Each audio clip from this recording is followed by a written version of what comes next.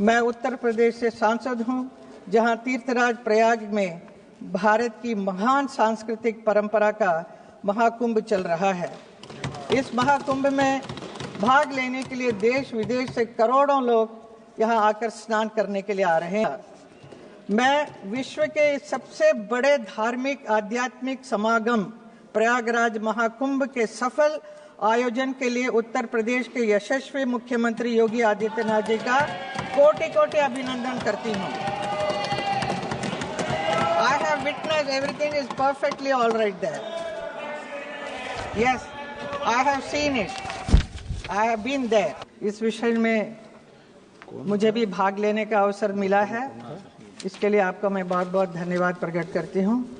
सबसे पहले मैं कहना चाहूंगी, दिल्ली में जो हुई है जीत, इसके लिए मैं हमारे पार्टी भारतीय जनता पार्टी के सभी नेताओं और कार्यकर्ताओं सभी को बहुत बहुत शुभकामनाएं, बधाई देती हूं। मैं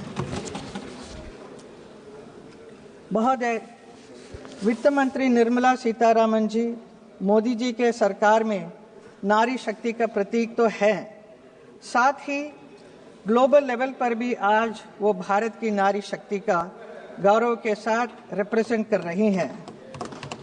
एक महिला सांसद के नाते मुझे उन पर बहुत ही गर्व है। निर्मला जी का ये लगातार 8वां बजट है, जो एक रिकॉर्ड है। उनके इस असाधारण उपलब्धियों के लिए मैं उन्हें बहुत बहुत बधाई देती हूँ। भारत आज दुनिया का सबसे तेज गति से विकसित हो रहा देश है। प्रधानमंत्री श्री नरेंद्र मोदी जी के मार्गदर्शन में वित्त मंत्री निर्मला जी ने जिस प्रकार इस संकट काल में कठिन परिस्थितियों में देश की अर्थव्यवस्था को टॉप पर लेकर आई हैं, उसके लिए मैं उन्हें बहुत बहुत बधाई देती हूं। और उन्हें इतना ही कहना चाहूंगी कि जलाने वाले जलाते ही हैं चिराग आखिर। ये क्या कहां की हवा तेज है जमाने की। अध्यक्ष महोदय, महाकुंभ के विषय में कुछ बोलना चाहूंगी। मैं उत्तर प्रदेश से सांसद हूं, जहां तीर्थराज प्रयाग में भारत की महान सांस्कृतिक परंपरा का महाकुंभ चल रहा है। इस महाकुंभ में भाग लेने के लिए देश विदेश से करोड़ों लोग यहां आकर स्नान करने के लिए आ रहे हैं। मैं विश्व के सबसे बड़े धार्मिक आध्यात्मिक समागम प्रयागराज महाकुंभ के सफल आयोजन के लिए उत्तर प्रदेश के यशस्वी मुख्यमंत्री योगी आदित्यनाथ जी का कोटि-कोटि अभिनंदन करती हूं। I have witnessed everything is perfectly all right there. Yes, I have seen it. I have been there.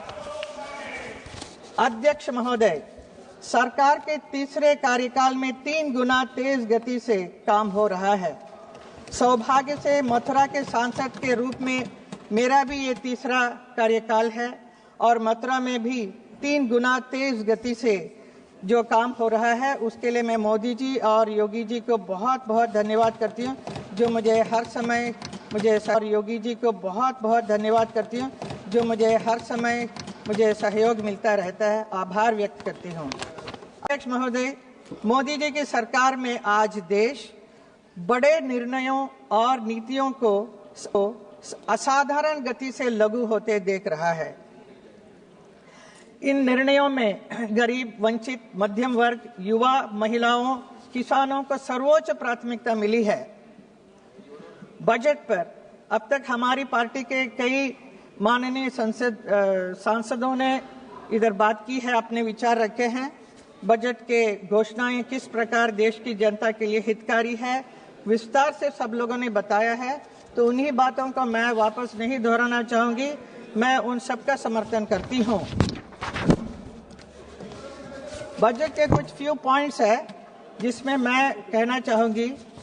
अध्यक्ष जी, वित्त मंत्री जी ने इस बात पर जोर दिया है कि भारत की इकोनॉमी में महिलाओं की भागीदारी बढ़े। उन्होंने 70% महिलाओं का आर्थिक गतिविधियों से जुड़ने के लिए कदम उठाने की बात की है। मैं देश की अपनी नारी शक्ति से यही कहना चाहूंगी, तुम्हारे हौसले अधूरे हैं उड़ान बाकी है, ये तो सिर्फ थोड़ा है, आसमान बाकी है। नाम तेरा भी होगा, काम तेरा भी होगा, अभी तो तुम्हारी पहचान बाकी है।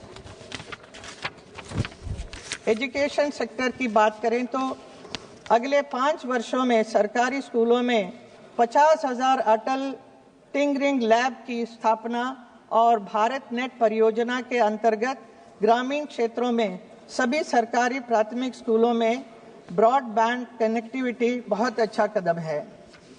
हेल्थ सेक्टर में कैंसर की 36 मेडिसिन पूरी तरह से ड्यूटी फ्री कर दी गई है। अगले 3 वर्षों में सभी जिला अस्पतालों में ये डे केयर कैंसर सेंटर स्थापित करने की सुविधाएं प्रदान करने का निर्णय किया गया है। होगा यूथ सेक्टर में बजट में देश के युवा के लिए स्टार्टअप के लिए लोन सीमा को 10 करोड़ रुपए से बढ़ाकर 20 करोड़ रुपया किया गया है। अध्यक्ष महोदय, टैक्स विषय में इस बजट में एक हिस्टोरिकल और पॉपुलर घोषणा की गई है, जिससे पूरे देश के मिडिल क्लास और सैलरी क्लास के बीच खुशी की लहर दौड़ रही है। इनकम टैक्स में अब तक के इतिहास की सबसे बड़ी छूट की घोषणा की गई है। इससे देश के मिडिल क्लास और सैलरी क्लास के बहुत राहत मिली है। इस निर्णय के लिए मैं माननीय प्रधानमंत्री श्री नरेंद्र मोदी जी और माननीय वित्त मंत्री श्रीमती निर्मला सीतारामन जी का देश के करोड़ों मिडिल क्लास और सैलरी क्लास लोगों की ओर से आभार व्यक्त करती हूं। This year budget reflects most sincerely the thought process of our Honorable Prime Minister Modi ji, whose singular aim is to give the Indian population an Amrit Kal for years to come. The wealth creators to the economy are also not looked down upon as filthy rich. Tax the rich and feed the poor slogan has been completely erased. महोदय, हम सबको गर्व होना चाहिए कि हमारे देश में पहली बार ऐतिहासिक world audio visual entertainment summit यानी वेव्स का आयोजन हुआ है। ये है नए भारत की पहचान। कला और फिल्म इंडस्ट्री के प्रतिनिधि होने के नाते मुझे भी इस समिट में पार्टिसिपेट करने का अवसर मिला। प्रधानमंत्री जी के साथ इस अवसर मिला था। इसके लिए मैं हमारे प्रधानमंत्री और आईएमबी मिनिस्टर अश्विनी वैष्णव जी का आभार व्यक्त करती हूं। अध्यक्ष जी यमुना हमारी महान आध्यात्मिक परंपरा और संस्कृति में यमुना मैया की आध्यात्मिक महत्व है, मथुरा वृंदावन की पहचान है, जीवन रेखा है। पिछले मथुरा वृंदावन में जितने नाले वगैरह हैं उसको बंद करने की कोशिश की, लेकिन फिर भी हम लोग कामयाब नहीं रहे, क्योंकि जो यमुना की जो अशुद्ध जल जो आ रहा है वो दिल्ली से आ रहा था। तो हम उस वक्त दूसरी पार्टी राज कर रहे थे, तो हम कुछ कर नहीं सके। सब हम सिर्फ हमारे ब्रजवासियों को इतना ही कहते रहे कि सब ठीक हो जाएगा, जल्द ठीक हो जाएगा। आज उम्मीद की किरणें आई है। 8 फरवरी को दिल्ली में भाजपा की जीत के बाद प्रधानमंत्री नरेंद्र मोदी जी ने कार्यकर्ताओं को संबोधित करते हुए भाषण का शुभारंभ भी यही किया कि जय यमुना मैया। उनसे की यमुना नदी को दिल्ली की पहचान बनाने की बात की। ये मोदी जी की गारंटी है, मतलब पूरी होने की गारंटी। मेरे संसदीय क्षेत्र में इसे लेकर बहुत ही खुश हैं लोग। इतने खुश हैं कि मैं बयान नहीं कर सकती हूँ। यमुना अब स्वच्छ हो जाएगा, ब्रजवासियों का अब स्वच्छ। अपने दल में कम समय में अपनी बात को कहते हैं 3 मिनट 5 मिनट, नहीं तो आपके दल के अन्य सदस्यों का ही बोलने का अवसर नहीं आएगा। ये मेरा आपसे है।